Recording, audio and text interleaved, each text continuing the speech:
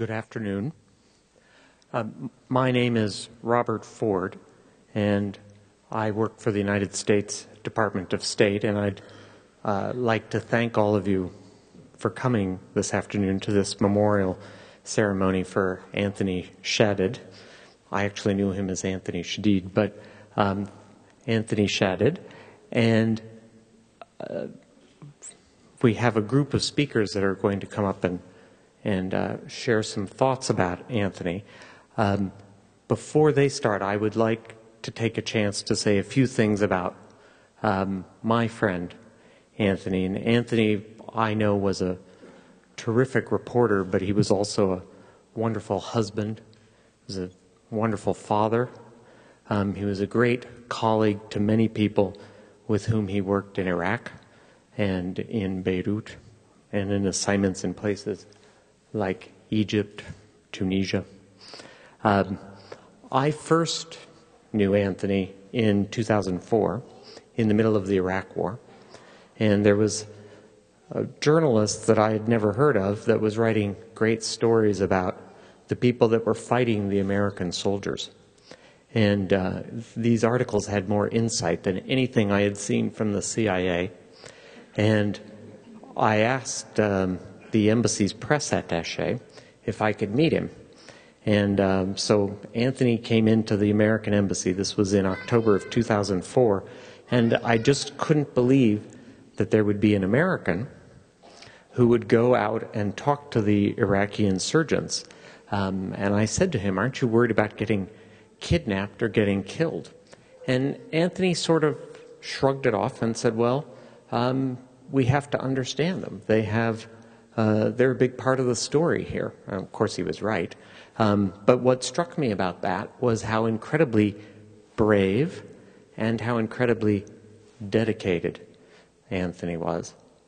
I think we saw that dedication again when, in the midst of an incredible campaign against civilians marked by brutality by Syrian forces, Anthony was going in to Syria at huge personal risk, again, to cover the story of innocent civilians who were being murdered by their own government.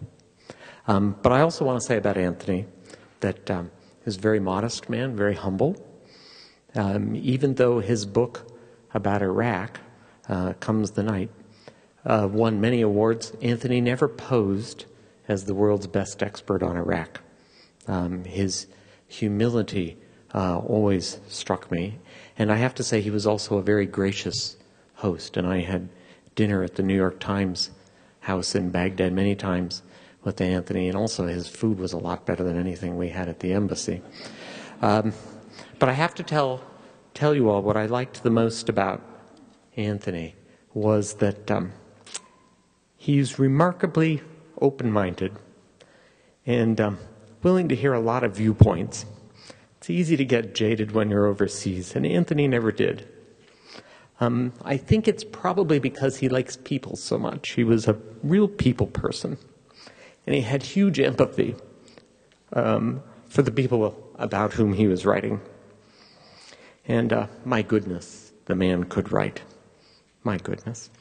So for Nada and for Anthony's family, many of whom I've had the pleasure of meeting this afternoon, there's nothing I can say really that's going to ease your pain. But I do want you to know how much I and my colleagues in the American Diplomatic Service admired Anthony's work, how much we respected him and his ideas, and how very much we're going to miss him. And I'm glad that I had a chance to know him. And the only good news I see out of this is that many others will also have a chance to know him through Anthony's books, through his writings, and through the memories that those of us who knew and loved him will tell about him. So, with that, may I invite Dr. Joe Foote, who is the Dean of the Gaylord School of Journalism at the University of Oklahoma, to come up. Thank you.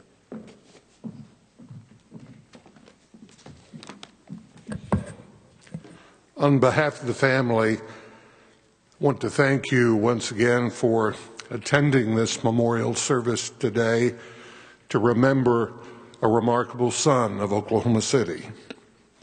Speaking as one who spends his time training the next generation of journalists, I'm grateful at this uncertain juncture in our field that we can point so proudly to a young man who so clearly and poignantly demonstrated the worth of journalism in the 21st century and its value to society and democracy, who loved his profession dearly, who relentlessly pursued the truth, who cared deeply about the people he covered, and who would pay any price to tell the real story. Anthony was good, very good. He made a difference, a big difference. Anthony will be a beacon to anyone who pursues journalism passionately, seriously, and courageously. For these reasons, the Gaylord College of Journalism and Mass Communication at OU last year nominated Anthony for the university's highest honor, an honorary doctoral degree. Anthony was looking forward to returning to Oklahoma to receive this award after his book tour. Now his family will receive that honor for him on May 12th. Anthony was a citizen of the world. He respected many faiths. The family has asked that we begin this service today with a moment of silence as each of us, in our own way, according to our own traditions, remembers the life and spirit of this remarkable young man.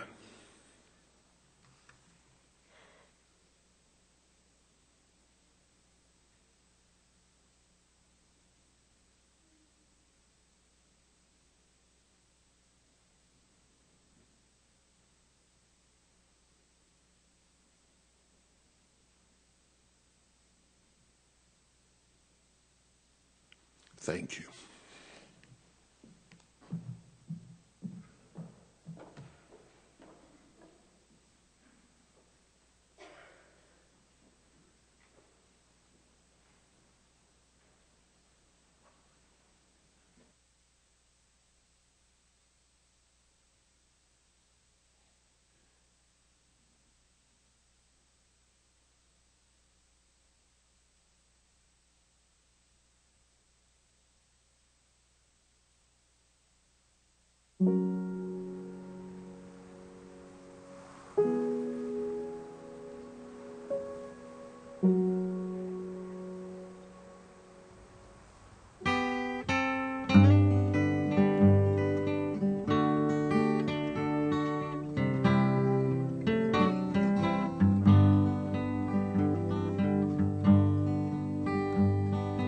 This may be our last good night together. We may never pass this way again. Just let me enjoy it till it's over or forever. Please don't tell me how the story ends. See the way our shadows come together, softer than your fingers on my skin.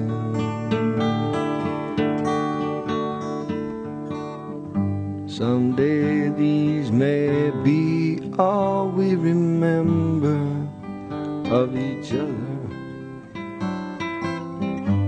Please don't tell me how the story ends. Never's just the echo of forever. lonesome as the love it might have been. Let me go on loving and believing till it's over. Please don't tell me how the story ends. Oh, no, please don't tell me how the story ends.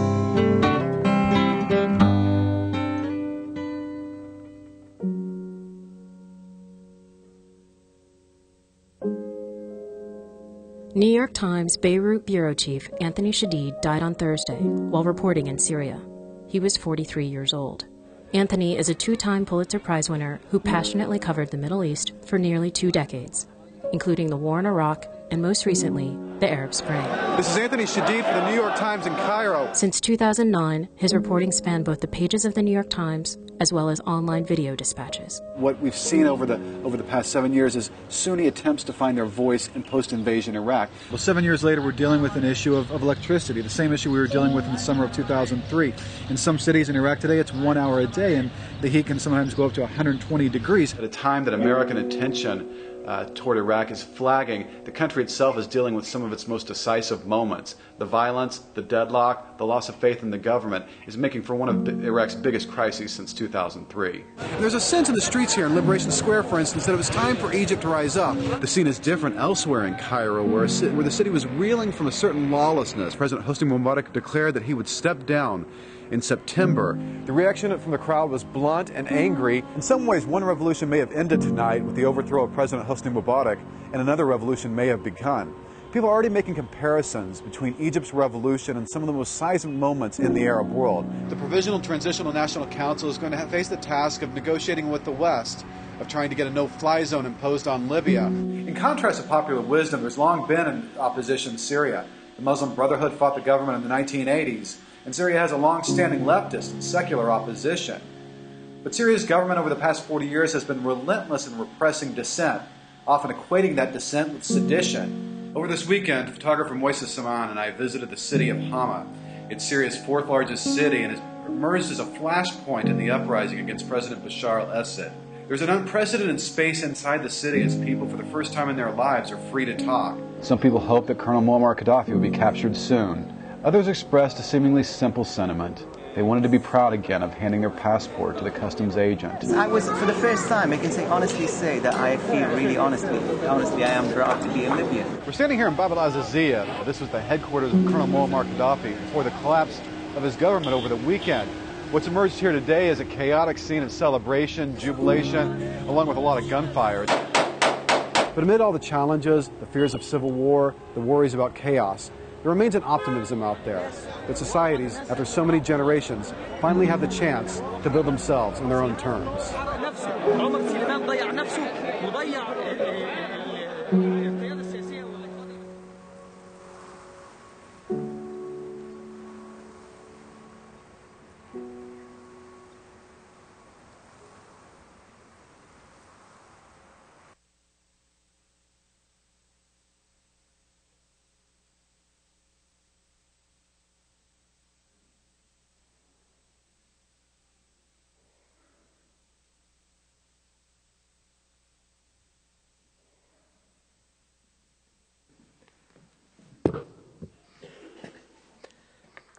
May I now invite Ms. Sandra Shadid Farha and Ms.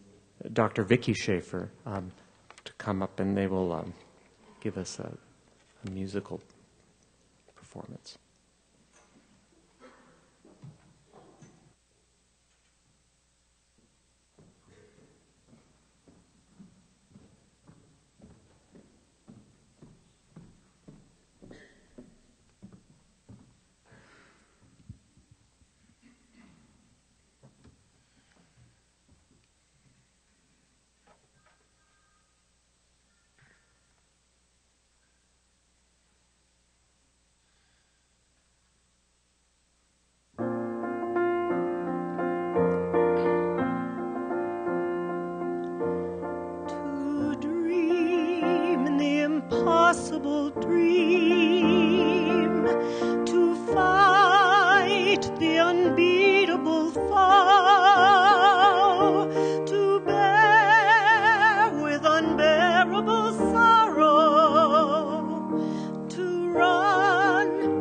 where the brave dare not go, to right the unrightable wrong, to love pure and chaste from afar, to try when your arms are too weary, to reach the unreachable star. This is my quest, to follow that star, no matter how hopeless, no matter how far, to fight for the right without question or pause, to be willing to march into hell for a heavenly cause. And I know if I'll only be true to this glorious quest, that my heart will lie peaceful and calm when I'm laid to my rest. And the world will be better for this, that one man scorned and covered with scars still strove with his last ounce of courage to reach the unreachable star.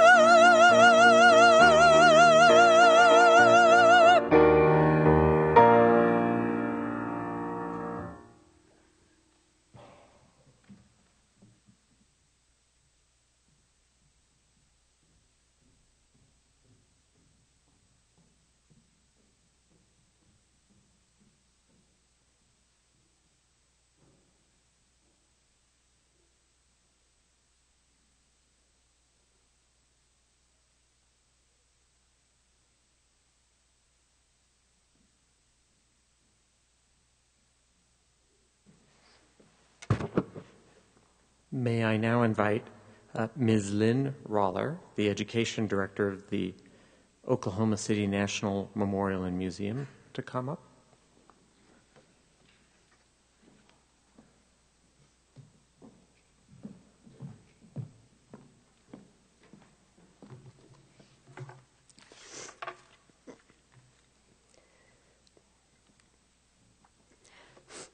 Anthony entered my life in 1982 as a high school freshman. For the next 30 years, as a student and as a friend, this extraordinary young man enriched my life in countless ways and truly made the world a better place by sharing his writing, his heart's compassion and hope, and by living intentionally for peace and reconciliation. Anthony came to us at Heritage Hall as the genius the world now knows.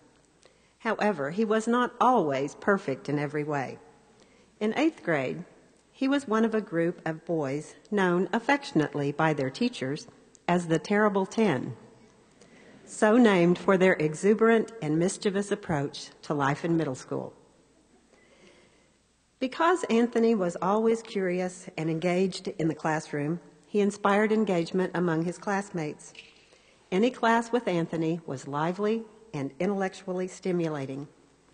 When I think about him in a high school classroom, I see him laughing and involved in animated discussion or listening intently, the expression on his face changing as he processed what he heard and formed questions or observations. A remarkable student, Anthony was also a gifted teacher. I stood in awe of his writing, said senior honors English teacher Laura Schaffner. On 45-minute essay tests in world literature, Anthony would sit down, somehow organize his sophisticated thoughts quickly, and cover 8 to 10 notebook pages of nearly flawless, insightful prose. But above all, I remember the hearty, uncensored laugh that emanated from his joy of living and his non-judgmental affection for his fellow human beings. As teachers, sometimes we teach. Other times, as with Anthony, it is our blessing to be taught.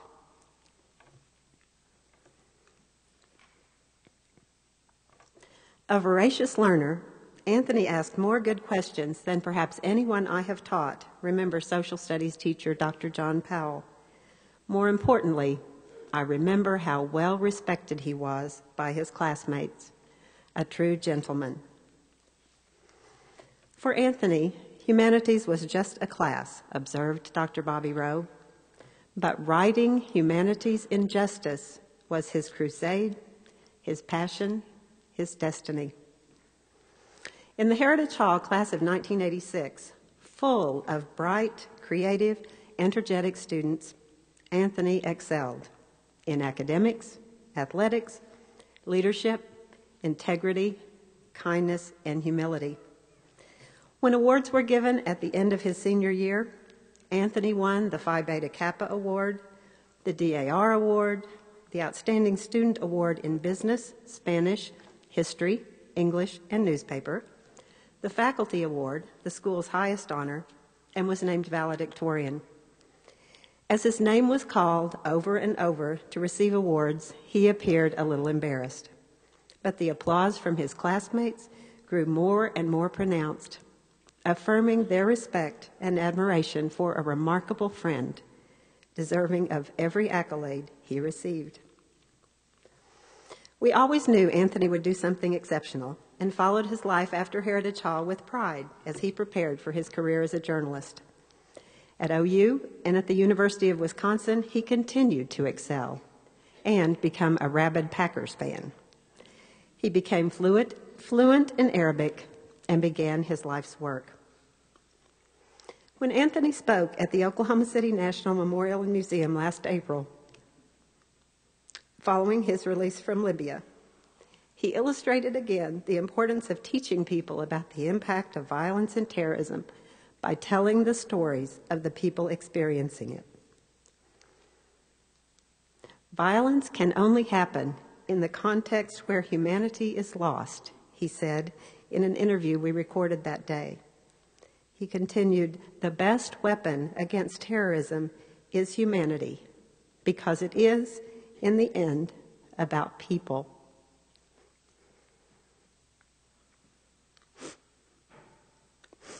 We have lost Anthony. He has not lost us. These words from Walid Rashid, co-founder of the April 6th youth movement in Egypt, who had a deep admiration for Anthony, call us to action. Anthony was an extraordinary person, and I count it a privilege to have been his teacher, but more importantly, his friend. Through his writing and through the way he lived his life, he taught us about humility, compassion, responsibility, kindness, generosity, love, integrity, respect, and hope. We must honor him by aspiring to use these qualities to create a world in which violence has no context, and we celebrate our shared humanity.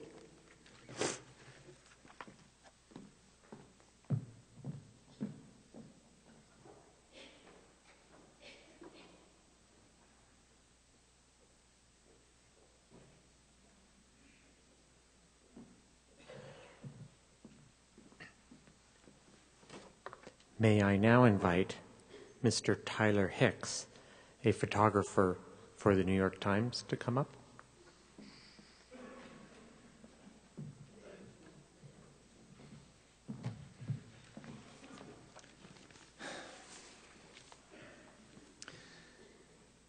I never quite know what to say in this,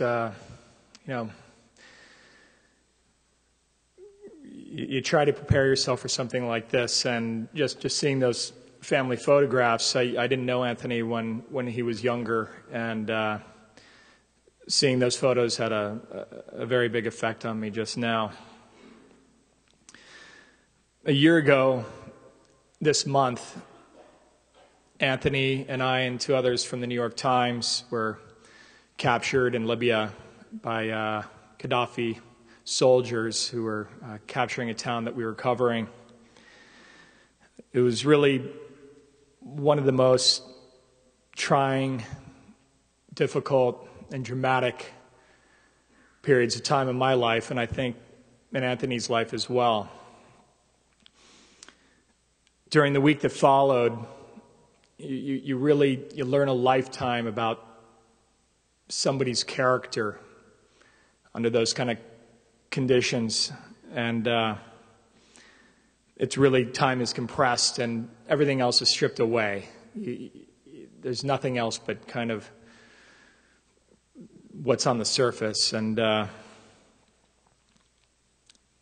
everyone knows that Anthony was brave and he's a great journalist, but the thing that really stuck out to me was that I could rely on him. And that's one of the most important things, I think, in the world, is being able to really, truly rely on somebody. Something that normally takes years to discover in a person. We finally reached the capital, Tripoli, where we were still in jail. The journey there was physically exhausting and at times very abusive. And then we were in this place that was more psychologically difficult for us because we didn't have any communication with the outside world, and we didn't know what was going to happen. We didn't know if we were going to be put on trial. We didn't know if they were just going to let us go or keep us. We talked a lot about that during those days, but at the same time, we also talked about the normal things. There's kind of a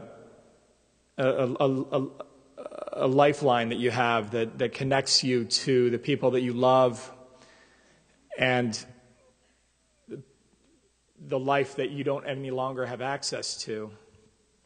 And no topic is too small in that kind of situation. You just find yourself in this tragic situation and just talking about small things. And something I had committed to before even going to Libya was I had to get up in front of a large audience and give a speech.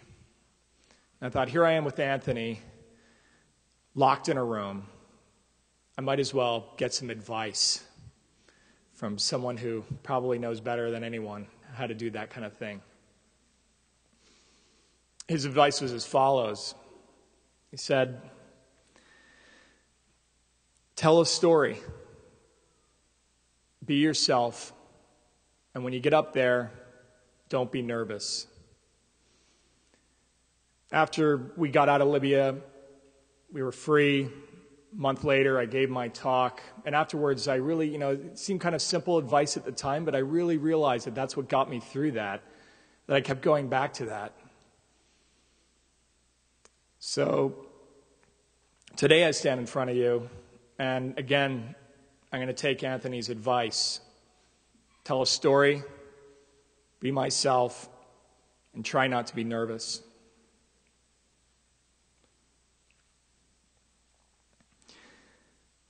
Unlike Libya, Syria is much harder to work in. It doesn't have an open corridor like we had there. There isn't a safe area. The second you cross into the country, you're in danger. For that reason, there are a lot fewer journalists working there. And the news that comes out of there, the stories that are told, are much more important because there's a much smaller voice that reaches the West from a country like Libya right now. Anthony's decision to work there is based on a lot of things, but certainly he was not a thrill seeker. He wasn't there for any kind of personal praise or recognition. He was there to find the truth and to witness the brutality against civilians and to write those stories, bring them to his readers, to the Times, to the world. He had a gift.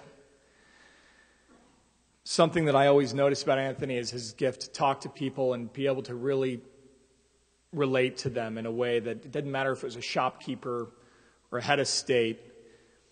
if he talked to you, he had your attention. That was a great gift that I'd never seen before, that anyone's story was important to Anthony. He extended that to me as well, courtesy to a photographer working in difficult places. And while we were on this trip in Syria, there was a lot of power outages and power cuts, and I wanted to go out one night and take pictures. I'd heard that people were lighting their homes and their shops with candles. Anthony immediately volunteered to come with me, and he patiently followed me around in the dark, small streets in a town for hours, looking for just little flickers of light where I could take pictures through the window. And then on several occasions, when the person inside noticed me and came running out asking what was going on, Anthony would explain to them that I was a journalist and not just some crazy guy trying to take pictures into their home. He couldn't wait to start writing. But it wasn't just about the work, it was also the trip itself. There was that kind of camaraderie that you have on the road. Reporter, photographer, getting good work, but also having fun. We laughed. We made jokes. We told stories. It was really a beautiful time, despite the fact that there's a war going on there. Anthony commented a lot on the beauty of the country. It's very green right now there. And he talked about what a shame it was that people couldn't see the beauty in a place like that, living under those conditions.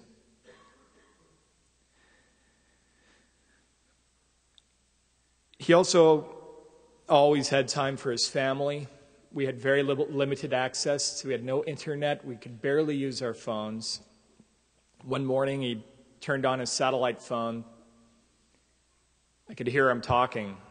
He was calling his wife Nada to wish her happy Valentine's Day in the middle of all this. He talked religiously about his home in southern Lebanon, of course, about his children, who, through this tragic event, I've come to know amazing kids. I'm going to miss Anthony. His family and friends and everyone here are going to miss him. Journalism is going to miss Anthony, but we will all remember him.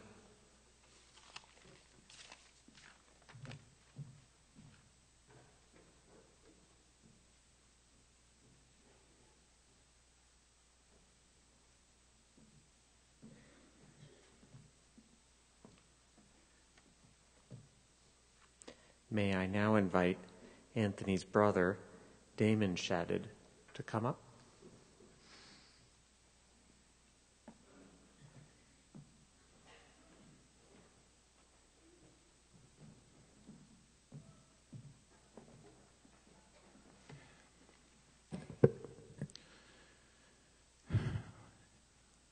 Sure, all the speakers today are going to share the same thought. Where do you start in 5 minutes to describe somebody that you love and respect so much? You know, I've idolized Anthony. I idolized him for the first 20 years of my life. For the second 20 years of my life, he was my best friend and my greatest teacher. You know, the last time I saw, one of the last times I saw Anthony, I got married in June. And at the last minute, I asked him to give a toast on Saturday night. We have a tradition where we toast on Friday night and let everybody who wants to speak. And Anthony gave a beautiful toast on Friday night. But on Saturday, we weren't really planning on having a whole lot of toasts. But at the last minute, I asked him to give one, and then in true Anthony fashion, he said, "Sure, I'd love to, Damon, no problem." And when he got up there, he told everybody, bear with me here for a second. And he starts talking about Tahrir Square in Egypt and at my wedding. And he says, I promise you, I'm going to roll this back in, promise.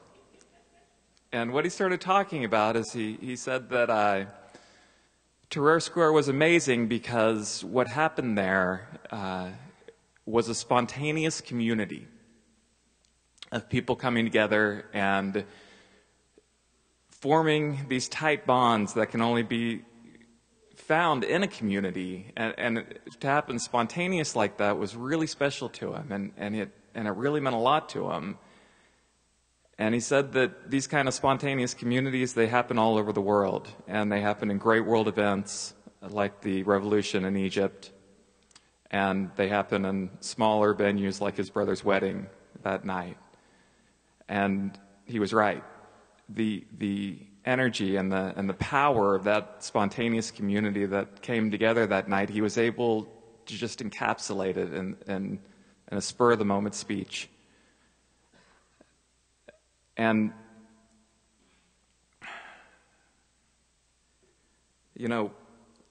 this idea of community was so powerful for Anthony. And he was a person who traveled all over the world, and he sometimes had trouble with that because he wasn't in a community that he, at all times. He had to go from place to place, and so his world became these spontaneous communities, and he loved to see them, and he loved to write about them. And Tyler, who was with Anthony a few days before he died, told an amazing story about Anthony, and an amazing story about a spontaneous community where they were in Syria, and Tyler had, excuse me, Tyler, if I don't get the story exactly right, but Tyler had already gone to read in his room because they had had a hard day where they had covered a rather intense military clash, and Anthony stayed with the Syrian activists, and suddenly somebody knocks on Tyler's door and says, Anthony wants you to come in here. Anthony wants you to see this. And Tyler came, and the room had broken out into a party. And there was music playing, and there was food being served. And Tyler sees Anthony across the room with his arms raised and dancing, and with this big goofy smile on his face, saying, can you believe this stuff? And I just think it's so great that before, a few days before, that Anthony was able to experience for one last time that kind of spontaneous community that erupts around the greatest events and the smallest things. I find some comfort in that. And, I think that Anthony, I truly believe that idea of community came to Anthony from the way we were raised. And our parents decided, my parents and my Uncle Edward and Aunt Darlene, and my dad Buddy and my mom Rhonda, excuse me, they decided to raise us as one family. 8 of us: Anthony, Eddie, Chris, Shannon, Greg, Derek, Nicole, and myself. And the 8 of us were our own community unto ourselves, and we just didn't care what anyone else thought about us. It wasn't important. The only people we cared about impressing were each other. We always knew, every one of us, that we had 7 friends that we could always count on, that we could always rely on. And Anthony and Eddie, being the oldest, they were the leaders of our community. And that was, my earliest memories are of Anthony just teaching me and showing me that it was okay to disagree with everyone around me, as long as I had a real good reason for it. And, Anthony showed me that it was okay to be myself And my group of 8 family members reinforce that every day of my life. People remark on how confident we are, and it's because we were able to have that. One of the things we used to do together, Anthony's big thing, he always loved to explore. He always liked to go exploring. Every time we would go on a vacation or a trip, the first thing he'd say is, let's go exploring, and we'd all go off and try to see what there was to be seen. And we used to do it all over the neighborhood. We had a farm out in Crescent that we loved to explore at. I mean, he just loved that, and he loved leading those groups. And it was a powerful thing to just go out and discover everything we could together. And it's so apparent hearing the remarks tonight and hearing what people have said before and in the newspapers and in the coverage and everything, how important those two things have been to him in his life and his writing. The idea of community and the idea of exploring, and of exploring how these great events can be synthesized into a single story, to make a human connection with those stories, and to make people understand what these communities are going through. And the reason he could do that is because he made himself a part of those communities, whether it was a spontaneous community or not.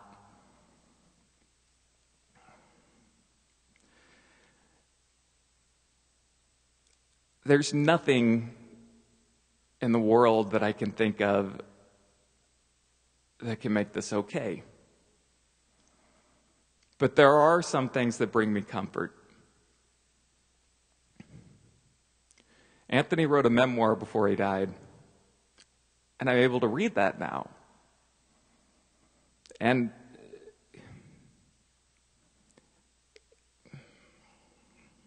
it's so powerful to be able to hear his voice in such a way. And for one last time to really experience his love of community, his building a home, finding an anchor in the storm that was his professional life, to go somewhere where he could be in his garden and sit in his home that he created with his own hands. And that's a huge gift. But Anthony left an even bigger gift for me and for everyone who knew him. Because when he died, there was no conflicts with him or any of his family. I've talked to all of us, all 8 of us. I've talked to uncles, aunts, mothers, fathers, step-parents. Everyone I talked to, the last words were, "I love you." Anthony built those bridges, and he at least was able to leave without us having to regret animosity and fighting and bickering that just doesn't matter anymore. And I think that he would want everyone here to know that once you lose somebody, none of it matters. It takes 1 second. 1 second. And none of it matters anymore. And I will thank him for the rest of my life for giving me that gift.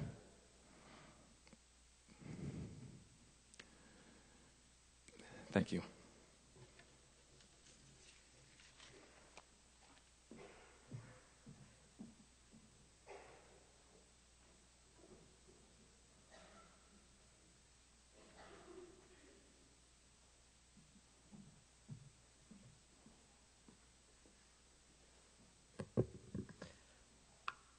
I would now like to invite Anthony's former managing editor at the Washington Post, Phil Bennett, to come up.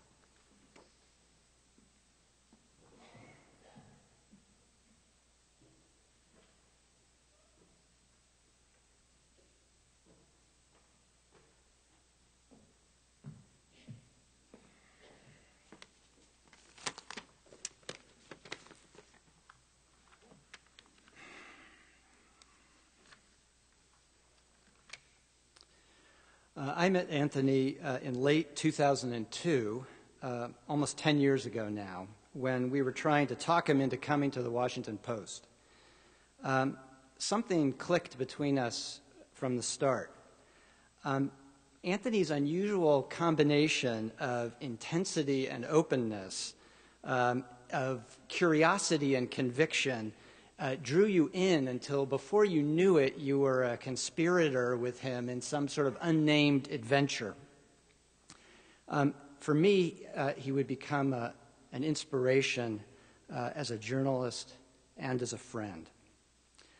But we still didn't know each other very well when, just a few weeks after we were introduced, just a few weeks after he was hired, he threatened to quit. It was the eve of the invasion of Iraq. We had instructed our correspondents to leave for their own safety.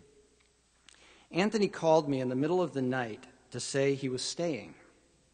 His tone was as gentle as Anthony always was, but it was not a question. He said that everything in his career, in his life, had prepared him for this story. Later that day, he sent me an email. It said, "Kind of an eerie setting here. Winds kicked up last night and a dust storm has settled over the city. Amy Grant is singing Amazing Grace on a tape in the Rashid Internet Cafe. More reporters have departed this morning." It was a long mail, and it ended this way. "Lastly, I want to let you know that I am unbelievably grateful for the confidence you are putting in me. I feel really lucky to be where I am at this moment as a journalist." Unbelievably grateful. If you weren't there at the time to have read Anthony's reporting and writing from Baghdad over the next 2.5 weeks, I wish I could convey to you how utterly startling and profound was its effect.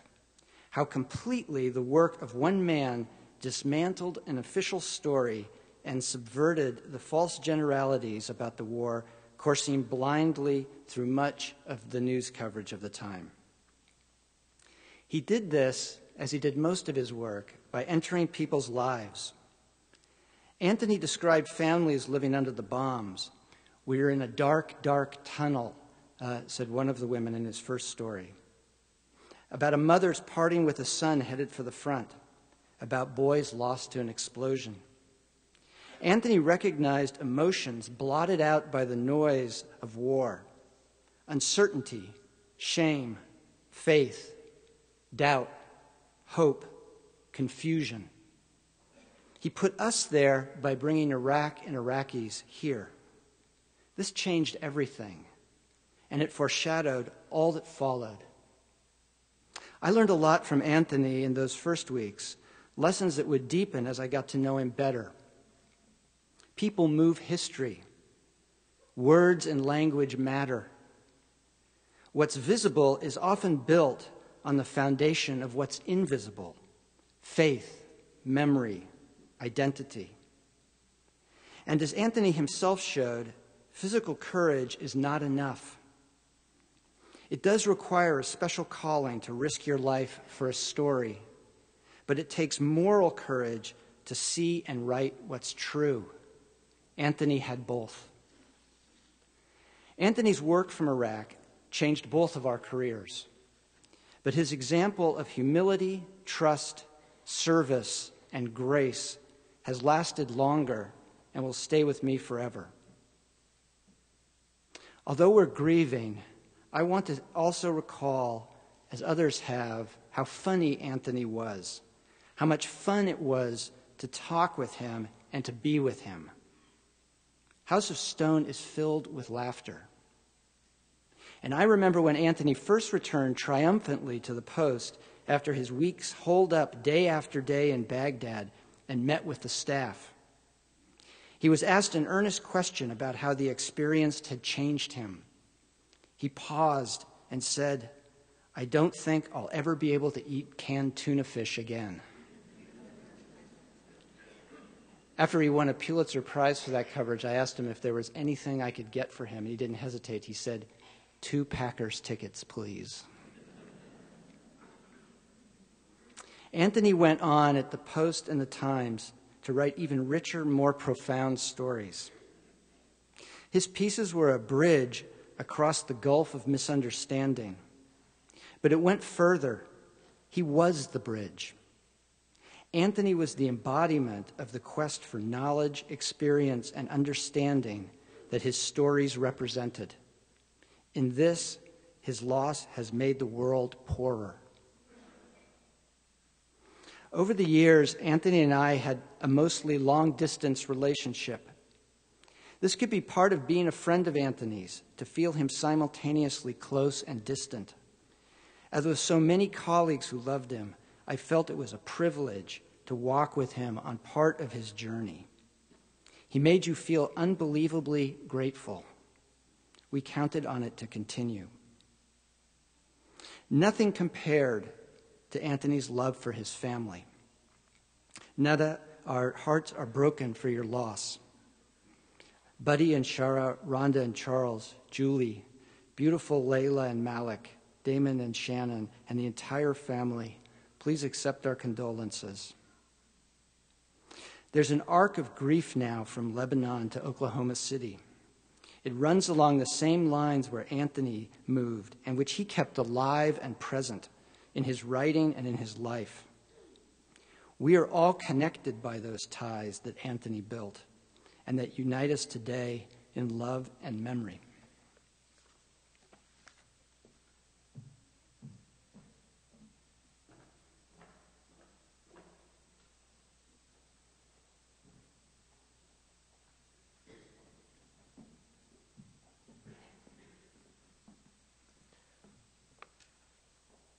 I'd now like to invite Anthony's literary agent, Robert Shepard, to come up.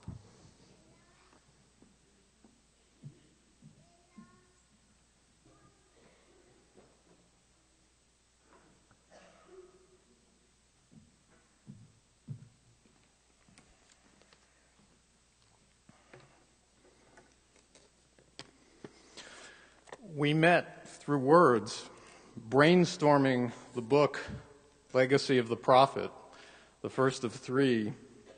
He already knew he wanted to write for 2 years before we ever set eyes on each other.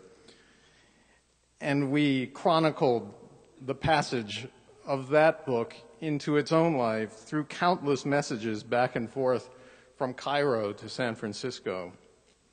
When we finally met, at first we just sat laughing, wordless.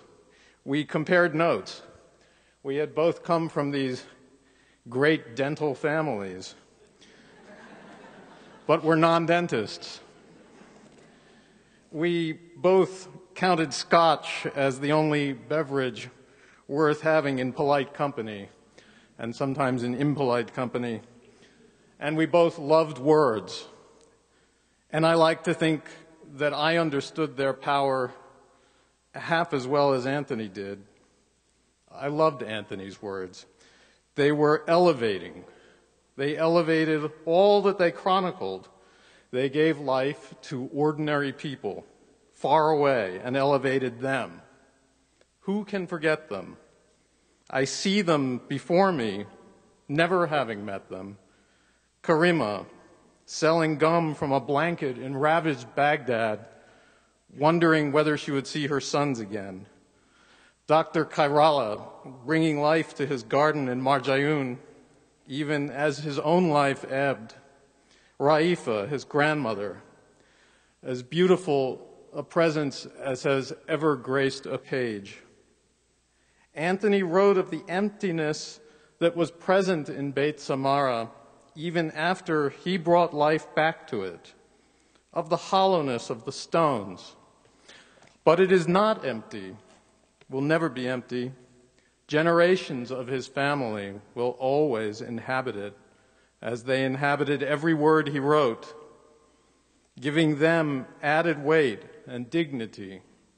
He will inhabit that home as he inhabits his books. I found I always had to work hard to sculpt my words to him, knowing I would always fall short. but grateful that it is an agent's lot to be hiding somewhere behind the words of his author at times.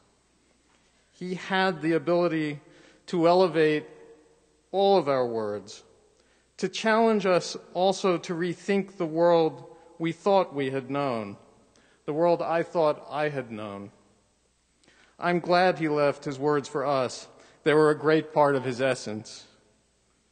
His compassion and his excellence made them whole, gave them life. I miss Anthony as a friend of 15 years.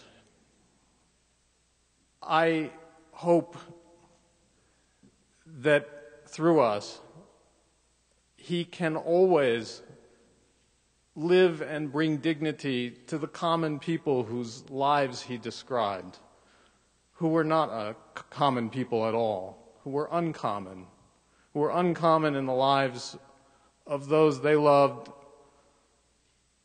as he was uncommon to us. He presented himself as a common man, humbled himself before us, but he was always uncommon, and I shall miss him as long as I live.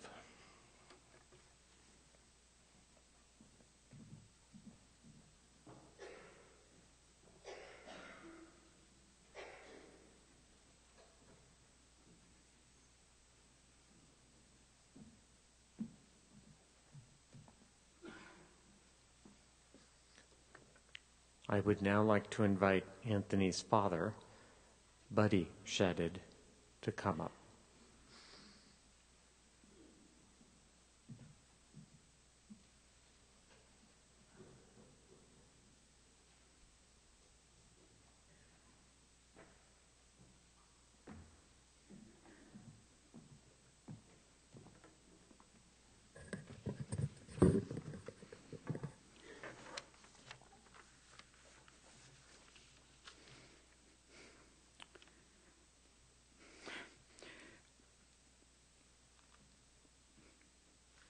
Anthony, my son, my hero, my love, my golden boy.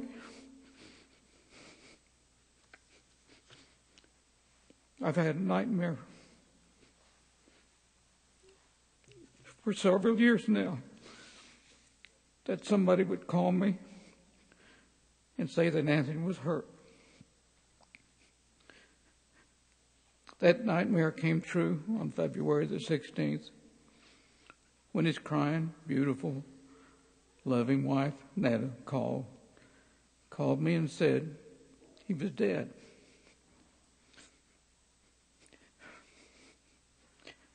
I said, this can't be true. I can't live without him. He was my life.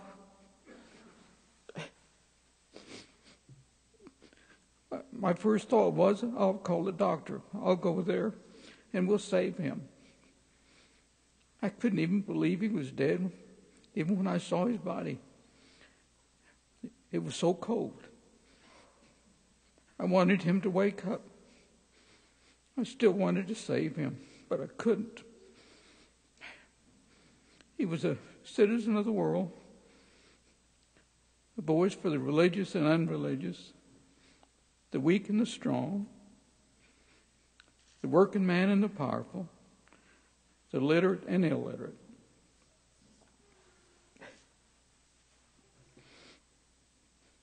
He put a human face on the people that were killed and wounded. When the bullets flew, the bombs fell, the buildings crashed.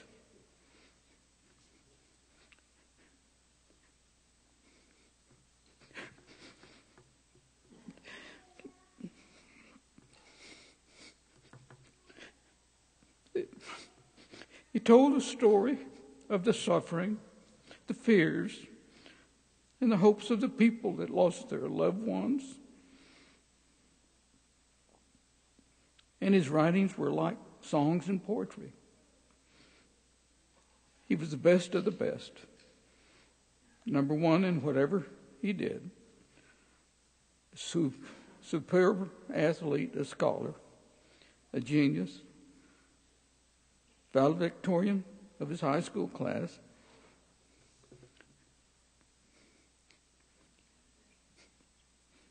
A Phi Beta Kappa in college.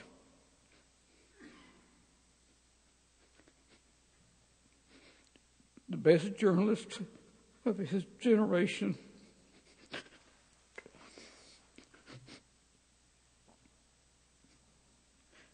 Yet, he was the most kind, compassionate, brave, honest, and humble person I have ever known.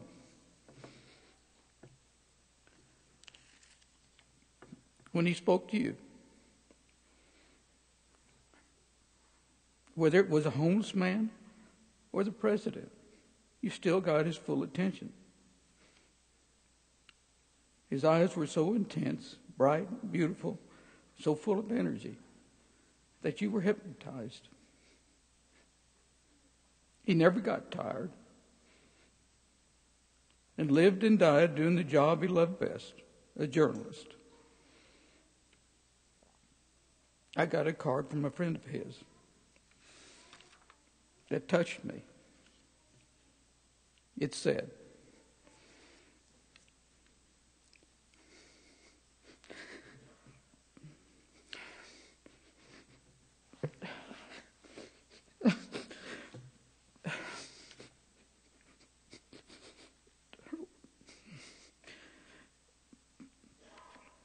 we are given many gifts as we go through life.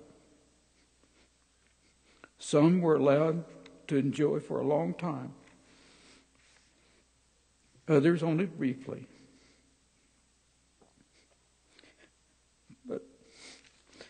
But each gift has the power to change us, enrich us, to make us a better people. Anthony did that. They say you live for the living. And I still have my sweet wife, Shavra, my son, Damon, my daughter, Shannon, and my grandchildren, Layla and Malik.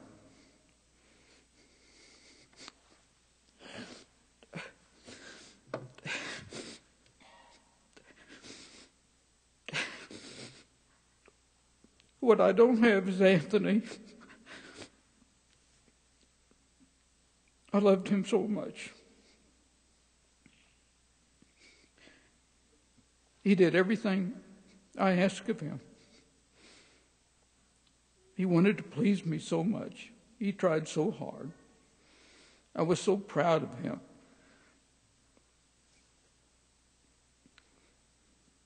He failed me only once. He died. He died. How could this happen? Why? Why?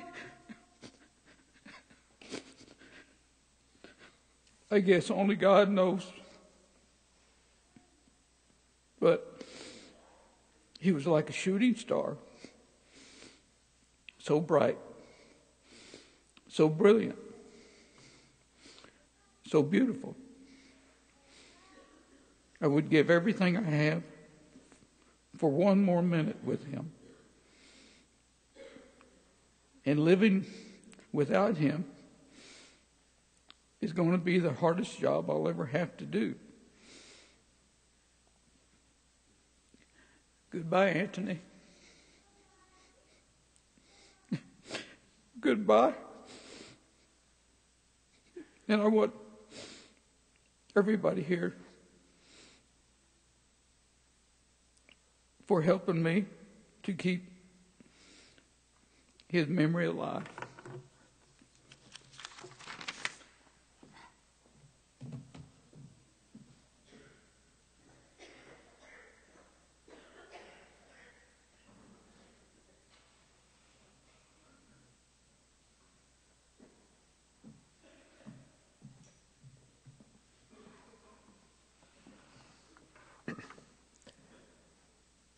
I would now like to invite the assistant managing editor of the New York Times, Susan Shadid, to come up.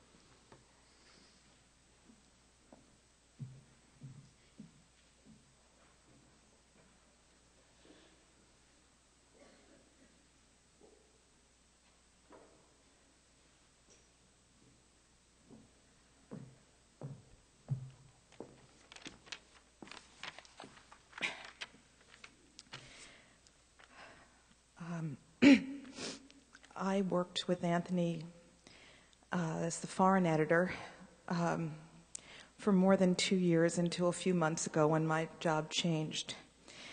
And we were so privileged that Anthony came to us at the New York Times. We were so honored.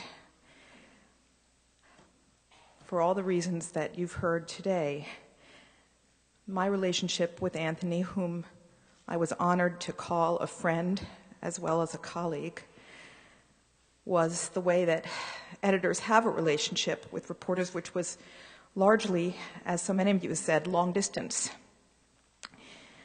I can still hear his voice, Anthony's special voice, his buoyancy, his excitement, his passion, his glee sometimes at being with the story, at the joy he felt that he could actually be there when these incredible things were happening. That excitement came right over the wire when we did what we both loved so much, which was talking about stories.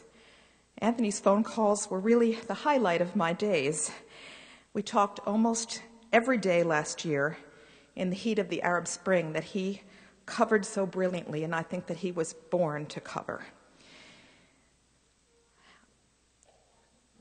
Every day, it was this extraordinary moment. None of us could believe what was happening. Anthony, who was so well prepared in every way, his language, his long experience in the Arab world, his complete commitment to telling that story above all others. We would brainstorm every night. It was sometimes almost dawn for Anthony about what we would do what they would do the next day, how we would think about it in the short term and the long. And despite having gone through whatever demonstration or moment he had gone through, writing his brilliant, seemingly effortless stories that came in so crystalline and beautiful, he was up for another conversation talking about the next idea. And we had these wonderful brainstorming sessions. Anthony was so caught up in the Arab Spring, so caught up in the extraordinary moment he was witnessing. And we talked about what is a citizen, the very idea of citizenship for a people who did not have rights that we understand them as citizens. What did it mean for them to claim them? How does change come to stagnant, oppressed societies? Peacefully, violently, with hope, with fear. What is going to be the shape of the Islam that is going to dominate this world that had been politically repressed under authoritarian governments? Anthony was fascinated with this question. And of course, what will happen to ordinary people? Will they eat better? Will they live better? Will they have the power that comes from having their voices heard? What do they want? What do they care about? Anthony's stories and his conversations were suffused with this interest and this empathy. I have seldom known a reporter, and I've worked with many great journalists, with such a clear sense of mission. This was his region. This is the place that combined his own personal journey into his roots with this extraordinary multiple layers of insight, experience, knowledge of history, of culture, of literature. His courage and his resolve were inspiring. Last year in Ajdabiya, where Anthony and Tyler and Lindsay and Steve were covering the gradual encirclement of that town as so many other towns fell to the brutal assault of Gaddafi's forces, I was getting more and more worried about Anthony and his colleagues. We spoke every day, sometimes more than once a day, and my pleas to consider that he consider leaving grew more urgent. I said, "You know you do not have to stay, Anthony. It's getting very dangerous." And he said, "But if we leave, they can massacre these people and no one will see it and no one will be able to tell it." And that was vintage Anthony. He was so committed, and he believed with all his heart that would be okay. The next day after that conversation, he and Tyler and Steve and Lindsay were captured. All of us and all of you were crazed with worry and fear. We had days when we did not know their fate. And I still remember the joy and relief when I could speak to him again, and that voice came over the wire, softer and subdued, but still Anthony. And he was determined to write that story, to write it out, not just for some personal catharsis, but to explain that even through this real brutality that they had endured, he was having flashes of what ordinary people in Libya were enduring and how they might get beyond that moment. As an editor, I've found that the most rewarding relationship with a reporter, and the one that inevitably produces the most inspired journalists, is that the reporter leads and the editor listens. The editor can sometimes ask a question or maybe guide a little, but it's the reporter that takes you where you need to go. It's the reporter's gut intuition and experience about where a story is heading that an editor has to follow, and Anthony had the greatest gut that led him there. That picture I remember so well. That was Mbaba in Cairo, a poor neighborhood.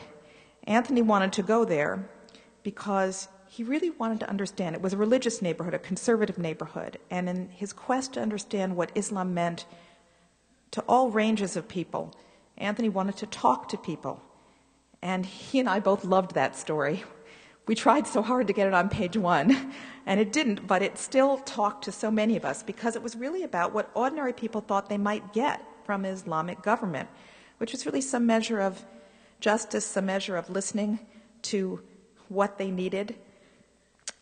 In Iraq, a story that, as Phil has told you, Anthony wrote about with extraordinary insight, and a story that I cared very deeply about. That gut of his led him to a morgue to recount the human toll of the war in an unforgettable account of a family's odyssey to bury their son. He waited at that morgue. This family had not known what had happened to their son for 5 years. He took them through their journey to identify him, bury him, and pay tribute to him. In Egypt, as he helped chronicle a revolution, he was also so alive to the revolution, not just on a political level, but on a social level, the revolution of expectations and rights that people were beginning to understand how to claim. But Anthony was very clear-eyed. He never saw the Arab Spring merely as an inspiring, feel-good story. He understood very deeply the potential for violence, for chaos, for sectarian rage, just as he celebrated the hopes, the dreams, and the victories of the people he cared so much about and brought so indelibly to life. And I can tell you that just as he cared about those people, his family were people he cared so deeply and passionately about. When I first talked to Anthony about coming to the Times, we had tried and tried, but his loyalty to the Washington Post ran very deep, and rightly so. But when he finally was prepared to come, he said, here's the thing. I have to have time off. I have to be able to go see Layla. And that has to be part of our understanding before we start. He loved you so much, Layla. He loved Neda and Malik. And one of the joyous memories that I have is that after everyone was freed from Libya, we had a little impromptu party in my small Manhattan apartment. Malik was playing with toys.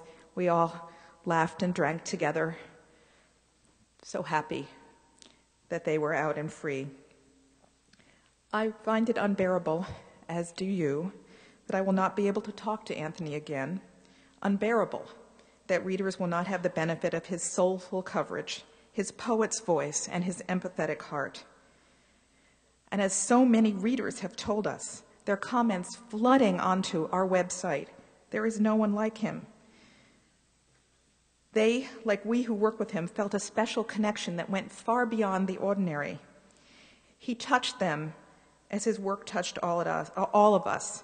At the Times, we'll have a memorial service on March 19th, but in addition, we're working on a more permanent tribute, one we hope we can share with his family that will be a living memorial to everything he meant to us and to his many, many readers, and to you, his family and friends.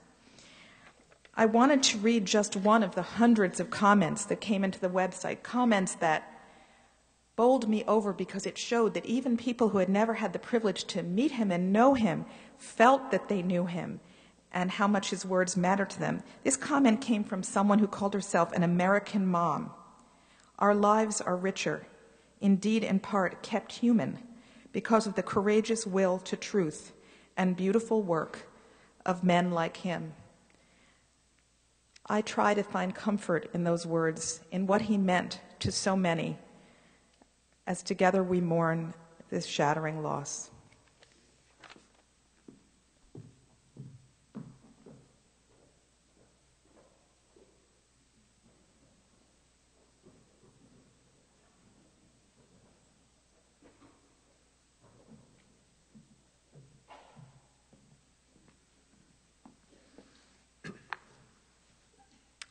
I'd now like to invite Anthony's former foreign editor at the Washington Post, David Hoffman, to come up.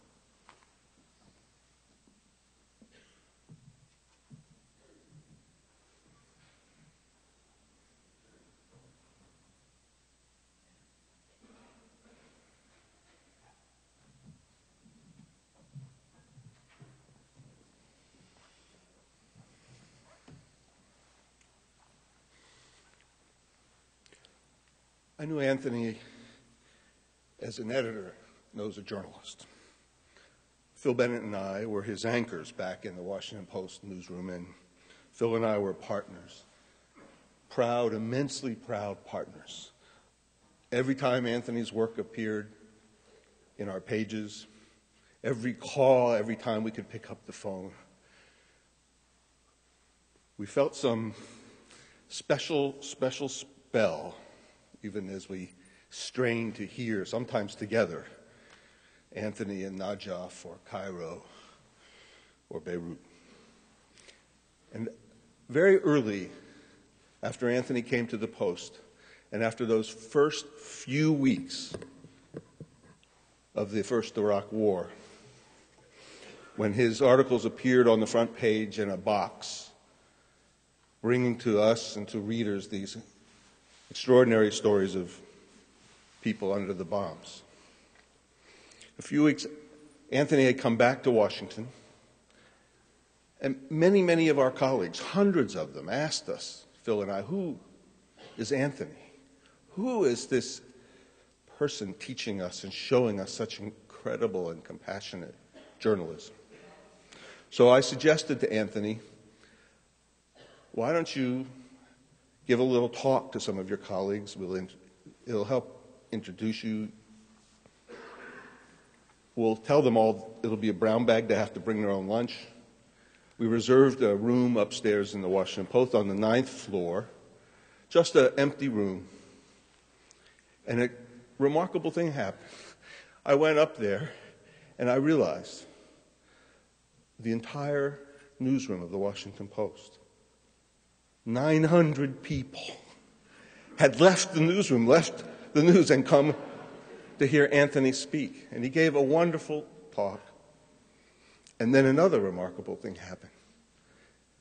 And I remind you who these listeners were. They're journalists. They're cynical and romantic and idealistic and hard-pressed and all those things that make journalism so difficult as well as lovely. But they're not They're not easily swayed.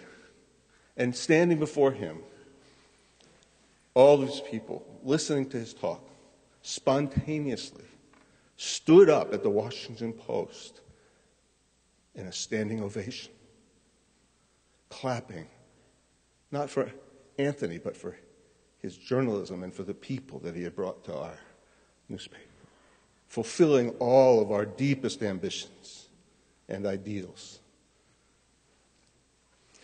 And you know, being a foreign editor was oftentimes you felt like you were curator of some very delicate vase or some piece of art because every bit of it was requiring your full attention. Anthony was a perfectionist and I was a perfectionist, and together we didn't always agree on what that would be, but we had a practice that at night before going to bed after he had worked for 18 or 19 hours and was exhausted, that he would call one last time in case we had any questions about that story, in case there was one small thing that wasn't perfect.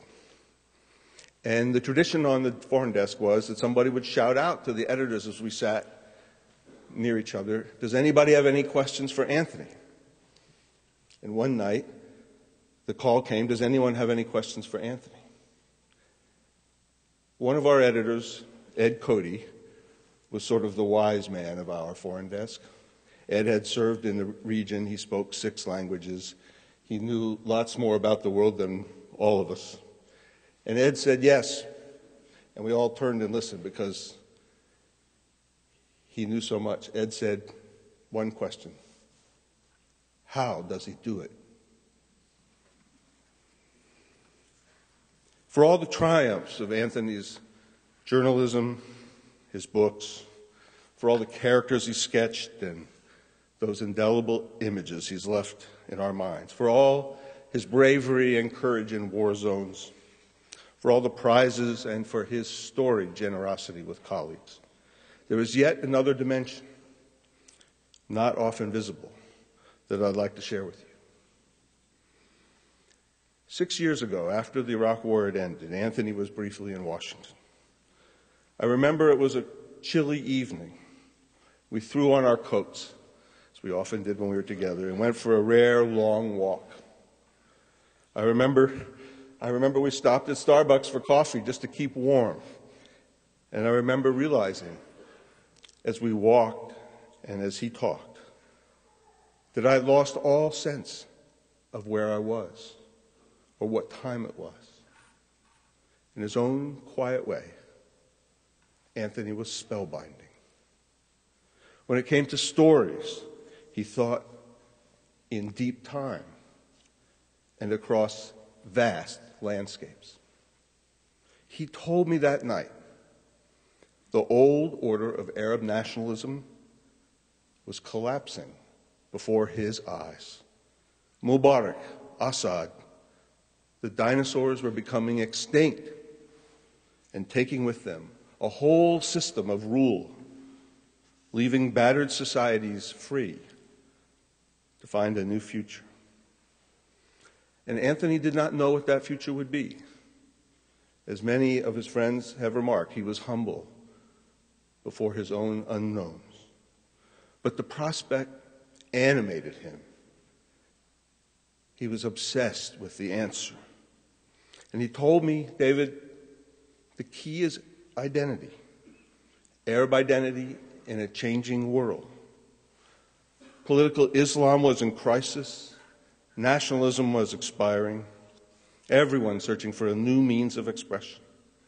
And in this fading light of the old order, Anthony was again an explorer. He said to me he wanted to be the first to discover the new world. That night, he talked about stories and characters, about Egypt and Syria and Iraq, and about new books that he would write. I joked with him often because that night he told me there would be the little book, the Marjayoun story, and the big book about the collapse of the old order. In fact, that night I so badly lost track of everything around me. as Anthony talked that I tripped on a curbstone and started to fall toward the street. And Anthony, shaken momentarily by the sight of his editor falling in the street, caught me, grabbed me with a big smile, just in time. What Anthony saw 6 years ago was the Arab Spring on the horizon. He knew it was rising. And in this moment of our profound grief, I am grateful to know that he was there for that year to witness the dawn when the spring finally came. Anthony was that kind of journalist. He jumped headlong into the river of human experience, thrilling as the currents buffeted and tugged and pulled. And amid all the sounds of war and mayhem, Anthony heard human whispers, and he knew what they meant. It was a remarkable gift and a rare vision. We are all at such a loss at his passing, but I know that his brilliance will light the path for future generations of journalists and live on in the spirit of countless young men who will reach for his books and read those articles and be inspired to listen again, to witness, and to write like Anthony wrote.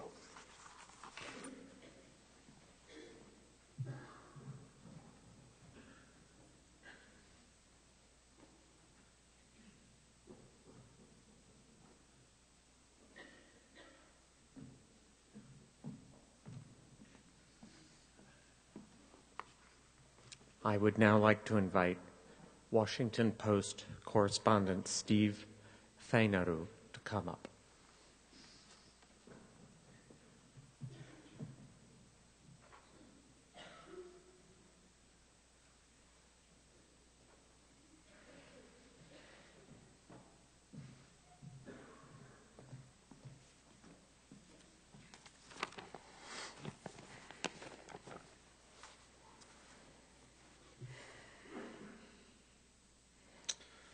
I met Anthony in Baghdad in January 2005.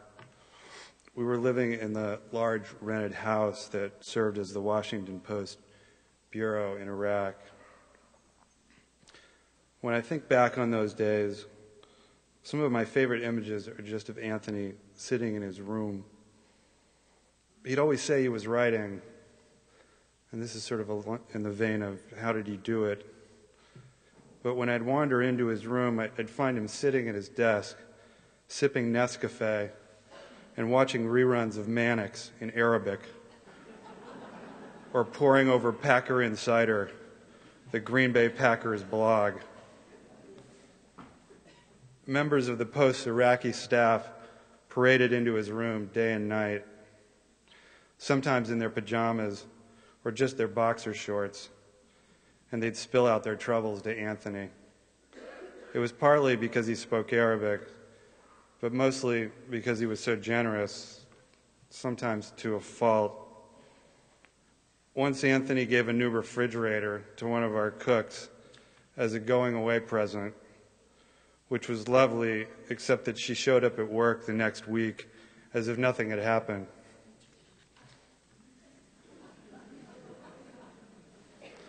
In the morning, I'd log on to the Post website, and sure enough, there was Anthony's story.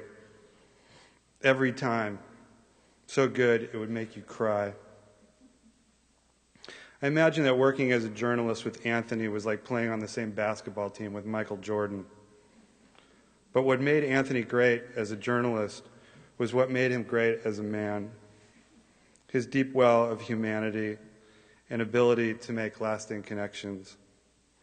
His fluency in Arabic, his lovely writing, were merely tools, like those he used in his garden in Marjiyun, in his quest for deeper meaning and truth. The tension between work and family is one that most of us experience. But for Anthony, it was more. It was an epic daily struggle for him that played out across continents and within his own soul. It had everything to do with what he meant to us. The historian Enrique Krause was once asked to describe the significance of the great Mexican writer Octavio Paz. Krause said Paz's meaning extended beyond his lyricism, beyond his long poems and meditations on politics and art. He described Paz as a two-way bridge, the richest and most continuous bridge between the culture of Mexico and the world. He has lifted us from a kind of provincialism, inward-lookingness, to a more open world, at the same time deepening our understanding of our own country. That was Anthony Shadid. That's what he gave us. He took a world that to many of us had become unrecognizable, a world that was contorted in the ruins of 9/11, and lifted us beyond our fears, beyond our ignorance and prejudices and oversimplifications, even when they were promulgated by our own government. He gave us a common language and the discerning, empathetic eyes to see Islam and the Arab world with infinite nuance and complexity. He made us all Middle East experts, more knowledgeable than entire wings of the U.S. State Department. He was our demystifier and our guide, our indispensable guide to Iraq and Lebanon and Egypt and Libya and finally Syria.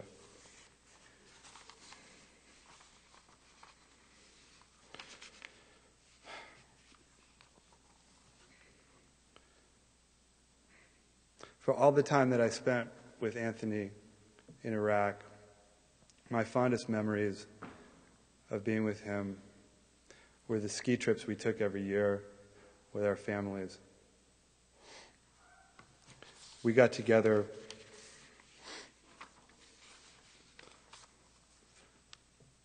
with Damon and Shannon and Layla and Netta and my brother Mark and sister-in-law Nicole and our own children and my girlfriend Maureen. In those early years, Anthony helped Layla tote her pink Hello Kitty suitcase up the stairs.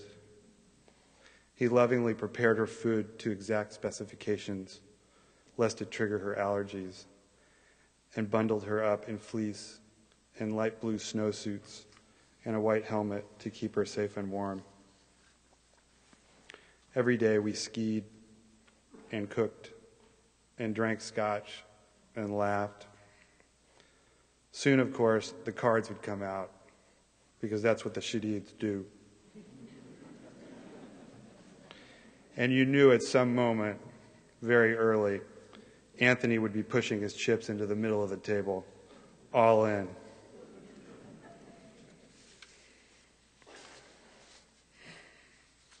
Early last week, Maureen and I drove to the mountains. We skied and thought about Anthony. We lit a fire and sat reading his book together for a couple days. It was like spending the weekend with Anthony reading that book.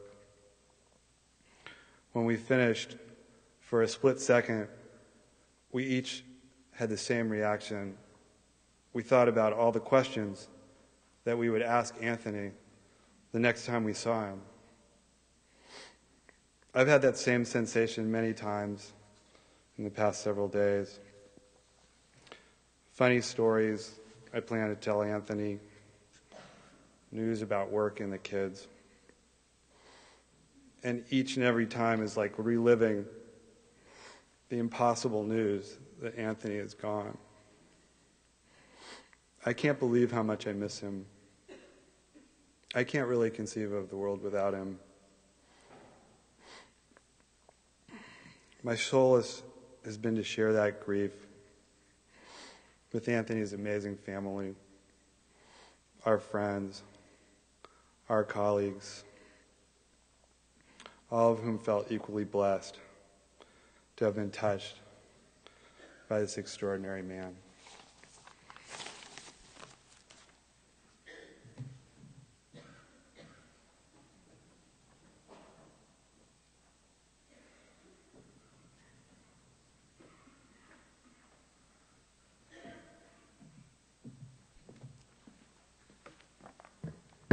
I appreciate Steve's comments about Layla because it won't be talked about as much, but some of Anthony's greatest accomplishments had to do with being a father. To truly understand and know Anthony, you have to be introduced to Layla Shadid, as there's nothing in this world he loved more. He had a special relationship with Layla, and journalists would oftentimes enjoy hearing her voice pop up on his laptop in the middle of war zones, as they would Skype twice a day, and Anthony would transition effortlessly from war correspondent to father. Anthony absolutely lives on through Layla, as she's brilliant and has the same naturally inquisitive mind. And at 10 years old, she can do what her father never seemingly could, win at poker games. Anthony brought Layla to Oklahoma City 3 to 4 times a year because he wanted Layla to know Oklahoma City. Today, I have the honor of introducing Layla Shadid so that Oklahoma City may get to know her.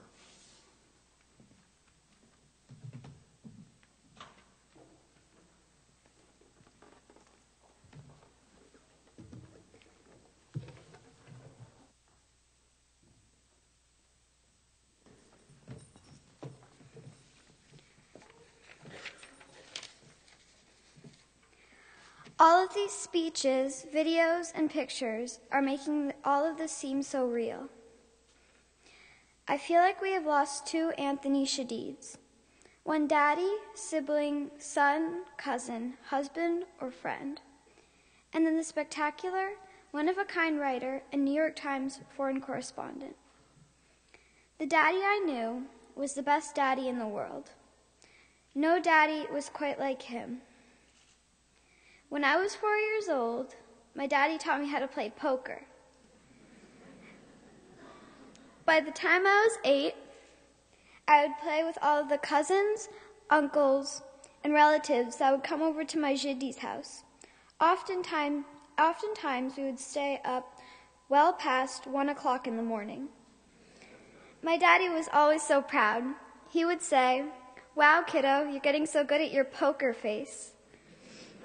Another one of our favorite things to do was go to exploring at the lake house in Oklahoma. The highlight of all of our adventures is when we found the waterfall at the end of the lake.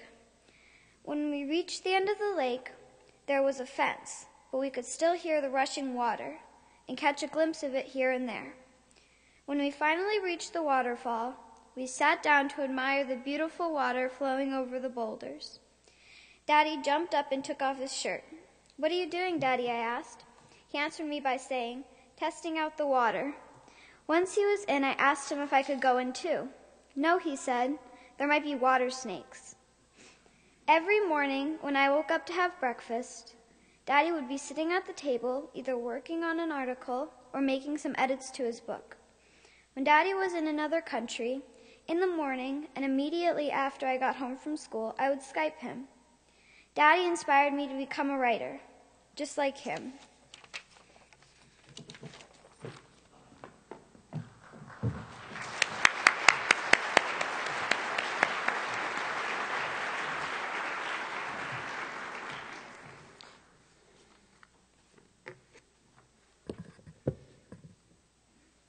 Someone reminded me this week that Mozart died at the age of 35, and somehow that seemed to make things so much worse for me.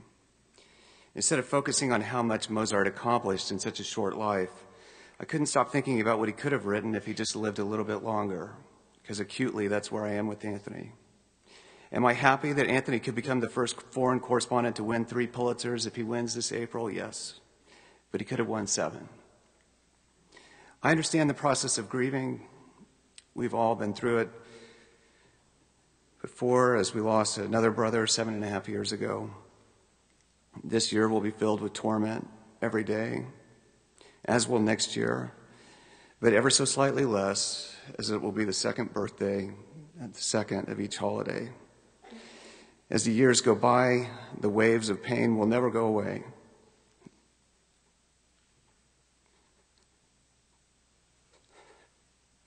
But will slowly dissipate in both intensity and frequency. If I do what I'm supposed to do, I will reach an acceptance, and I'll be grateful for the work Anthony accomplished in the lifetime of experiences we shared. But 16 days after his death, I'm not there. I'm very grateful that Anthony was able to complete his deeply personal magnus opus, The House of Stone. It's almost too painful to read because of how much it meant to him and knowing that he was capable of such work every 2 to 3 years. As amazing as the last decade was, he was still growing, still peaking, and the next decade would have been epic. In terms of Middle East politics, we were within grasp of a definitive treatise on par with or exceeding the likes of Robert Fisk's Pity the Nation. Regardless of whether some of today's sociologists and psychologists are correct in their contention that we are determined as much or more by our siblings than our parents, the remaining 6 of us can be proud that we helped determine Anthony and that Anthony helped determine us. One day I'll be grateful for being born 2 months apart, inseparable in childhood, in the same grade, in the same school from kindergarten through high school, on all the same athletic teams, being debate partners, and starting a school newspaper together. The most painful memory that blocks me from those memories now is that Anthony and I started smoking when Anthony was 14 years old, just a child. Anthony wouldn't mind me saying, because we last discussed it 8 weeks ago, there is no government nor war who has ever inflicted the level of loss and grief induced by cigarettes. One day I will focus on being grateful for the time we had in college, especially entering Lebanon during the final stages of the Civil War in 1989. Listening to our Uncle Najib tell us stories by candlelight because we had no electricity, and witnessing the beginning of how Anthony, who was impressed by the destruction and violence that people were capable of, was even more mesmerized by the tremendous resiliency and good that came from ordinary people under extraordinary circumstances. I never would have blamed Anthony if he gave up on mankind. But instead, he developed a stubborn optimism that life was going to get better for the peoples of the Middle East with time, an optimism he maintained until the very end. After college, I loved watching Anthony's commitment to study the Arabic language in Cairo at the CASA program, listening to Gamal Abdel Nasser speeches over and over and over to get every nuance, and to see the journalistic dividends it paid for him and for us as readers. It seems incredible to remember that at the time, almost no correspondents, U.S. correspondents, spoke Arabic. Imagine the reverse, that a Lebanese or, say, a Chinese paper would send a journalist to cover the United States or Oklahoma, but didn't speak English or have any chance of understanding our colloquialisms. Anthony changed the industry in that respect, and his rising tide lifted the ships for a generation of Arab American journalists. The primary paradigm shift, which has been referred to many times today, his greatest contribution was that he chose to relentlessly humanize the peoples of the Middle East. Anthony understood that dehumanization perpetuates violence. In a time where war is sanitized, where one video game such as a call to arms is a billion-dollar industry, where militaries don't count civilian casualties, Anthony flipped everything on its head. And instead of counting casualties, 17 dead here or 34 dead here, which he knew Americans were desensitized to, he focused on one individual, one family, one father who was forced to shoot their own son, and people responded. I feel saddened when I hear something of an obsession with Anthony's bravery, both because I think he wouldn't want that attention directed there, and because of concerns I think he felt it would have posed for his profession. It wasn't about bravery, it was about a commitment to tell the story of those he felt otherwise wouldn't be told. In 2002, Anthony was shot by an Israeli Defense Force sniper in a heavily secured area in Ramallah. He was shot not in the shoulder, as widely believed and reported, but through the spine. Anthony was moving forward as he was shot, and the bullet missed his spinal cord by a centimeter. He called me from the emergency room in Ramallah, scared because he was initially unable to move his arms and legs. There's a well-described phenomenon among those experiencing near-death experiences in which the person exhibits a consistent set of values and belief changes associated with a greater appreciation for life, a greater compassion for others, and a heightened sense of purpose and self-understanding. Anthony already had all of those In the 10 years that ensued, they were all off the charts. But while he felt a heightened sense of duty and purpose, he didn't like being a witness to war, and he wrote that it caused him to feel emptiness, hopelessness, and the antithesis of creation and imagination. So I feel some apprehension when I hear the deputy director of the Committee to Protect Journalists indicate that Anthony knew the risks but chose to go because that's what reporters do.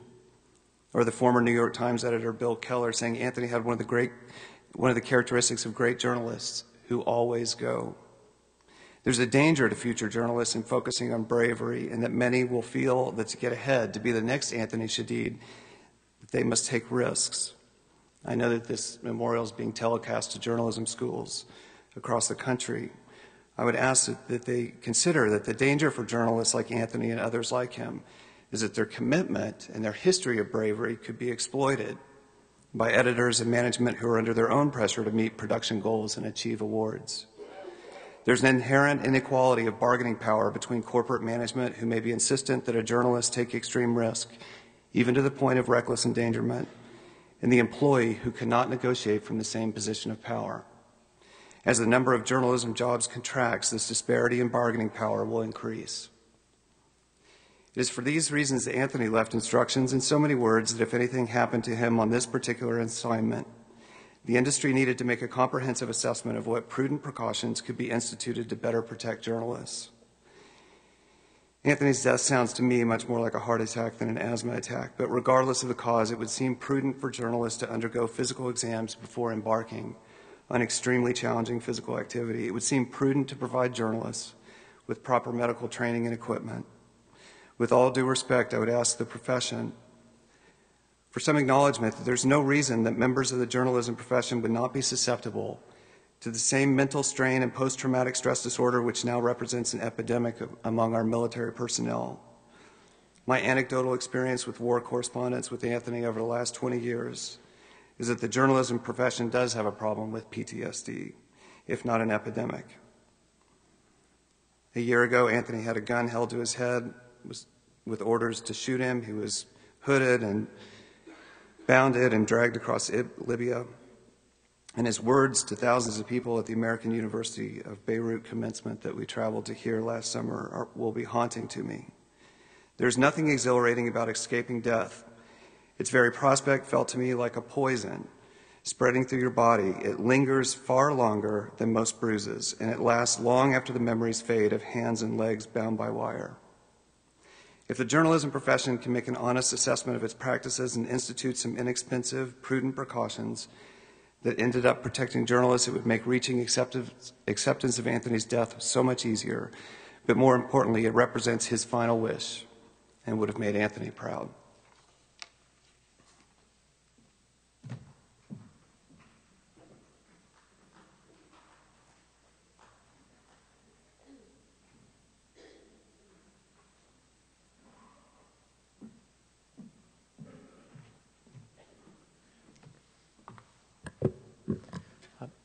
Now may I invite Anthony's wife, Nada Bakri, to come up.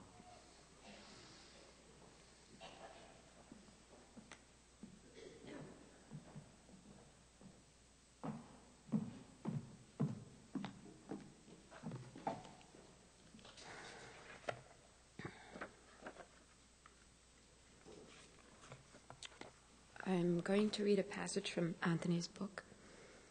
When they arrived in Marjayoun, the forefathers of Isber Samar carried with them the nomadic ways of the Haran and its Bedouin residents. Their possessions were few, but each family was said to have brought the wooden mehbaj to prepare their coffee and the aransaj to bake their bread. The very sound of grinding coffee was considered an invitation to anyone and everyone to come. Stay, it suggested. Seek shelter. I thought of this as I returned to Marjayoun. I thought of what was lost and what might somehow return. I envisioned desert wanderers of different faith and creeds offering aid and succor to each other as they crossed the steppe. I recalled the silent respect of the women in Tyre, mourning in black, before 86 numbered coffins destined for a single grave. I remembered Tahrir Square, and what had once more, for a moment, been imagined. As I had so often, I walked beside Isber's house of stone, passing the two most ancient olive trees, still standing from the day my grandmother had said goodbye. I thought of my daughter, soon to arrive, walking up the steps from which her great-grandmother had departed, waiting to hear Ra'ifa's songs. In my mind's eye, I saw Layla, suddenly grown, beside the trees and repeating the Arabic words that I would one day teach her, words that would take her back to Isber's world, where the Litani River runs over Marjayun, over what was once our land. This is Beit. This is what we imagine. 2 weeks ago, we took Anthony to Marjayun, where we all like to believe that he's happy there. This is what he wanted to be. This is where he always was destined to be. I just want to say something to Ed. You just reminded me that a few days before Anthony passed away, he, was joking, but compared himself to Mozart, and I, told him, "You're just not going to be Mozart," and I was wrong. I'd now like you to watch with us a video of Anthony taking us all on a tour of the house. Thank you.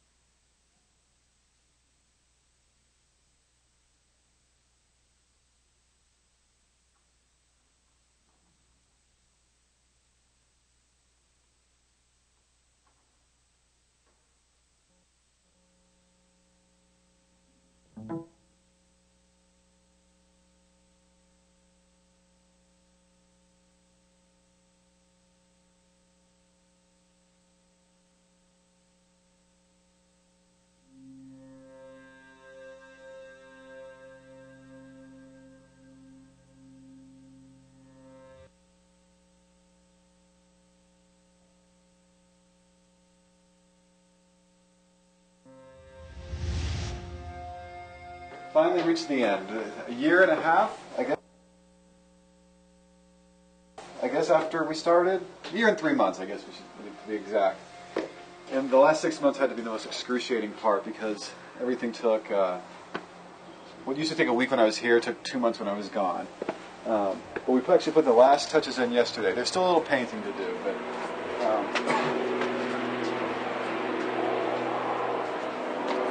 the house is pretty much what the house is going to be.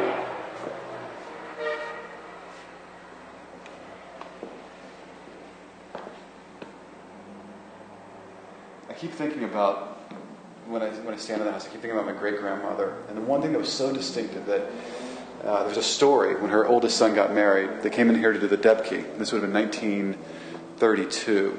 And all she could think about, it was a joyous occasion. It was, her oldest son is getting married. And all she could think about was that they were going to break the marble because they were doing the Debki on it.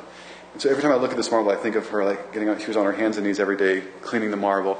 And for the first time in 40 years, you can actually see the marble again. She tried to turn it into a mirror, and I always imagine her on, cleaning that marble, seeing her own reflection in it. In the same way that the house kind of reflected her. And now that the house is done, the house is reflecting itself again, but kind of in a different way. So this is the balcony, which was as it was. Even the drabzin, the iron here, the grill, was what it was, and it was actually easy to restore. It's amazing that it could last this long. There's two kinds of iron that you can make. You can make it with nails, which is considered a Western way to do it. And there's a more traditional Arab way or an Eastern way, which is everything is clasped. Everything is bound with small iron rings. And what I love about this is the new iron that we put in was, a much more traditional way of welding it together. This is that old touch. Everything is clasped together. It's kind of like, it feels like a grip to me in a way, like some, hand holding something to keep it with you. And it always reminds me of when I look at that, how that iron, and it lasted. It lasted from the birth of the house in 1920. And almost 100 years later, it's still there in remarkably good shape. In my great-grandmother's last days, she had turned this into a kitchen with a bathroom. And this actually doesn't bear much resemblance to what the house originally was. It's a brand new kitchen. This, I guess, is the concession to the more modern needs of the house. So, But I was able to keep, again, it's, what do you lose, what do you keep, and the tile it's the same old tile that you had, and actually this tile was originally in the kitchen, so we were able to take it up and put it back down. And then finally we would go back into here. This would have been more what the house originally was. This was called Oda Nabi, so it's the Nabi's room, and Nabi was the oldest son who had the wedding party doing the debka on the marble. And this room is identical to what it was, even to the wood ceiling, the same design of wood. We tried to save some of that wood, but after 80 years, just so much water damage and so much mistreatment, you just couldn't keep it. But we were able to stay faithful to the pattern itself. I think this house was all compromises in a way, in what you kept and what you didn't keep. And, the designs are the same on the arches, but they're new, of course. You couldn't save the old. Then there's the door that we did save as old. That generation would have never kept the wall as this is. They would have plastered it. Stone was just utilitarian, and now stone kind of takes on a different idea or a different identity. And I think that's what actually, the more I think about it, the further I get away from the actual reconstruction, where it's not these questions of what's going to get done, how we're going to finish it, how much we're going to have to pay to finish it. It's, like I was saying downstairs a little bit, what the house becomes afterwards. And I think the biggest fear I have now, having finished it, is I think there's a certain loneliness, and there's that minute you walk into the house after having been gone for a little while, and it does feel lonely. There's a sense of it being empty again, and it's repaired, and it's renovated, and it's restored. But how do you fight that loneliness that's been the house's identity for so long? And I think that's the question now. Is, like I said, we reached one end, but in a way it's another beginning. And the house has to resurrect itself in some way, and it has to take on a new identity, a new meaning. And it has to do that without, some way you have to find, how do you combat that loneliness? How do you get past that loneliness? And I think that's that's what you look forward to from now on.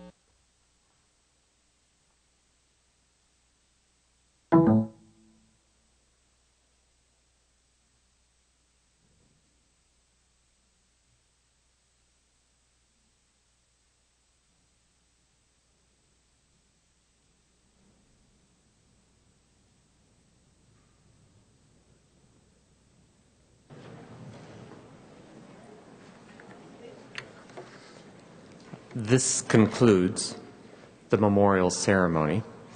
There will now be a reception in the lobby. Thank you.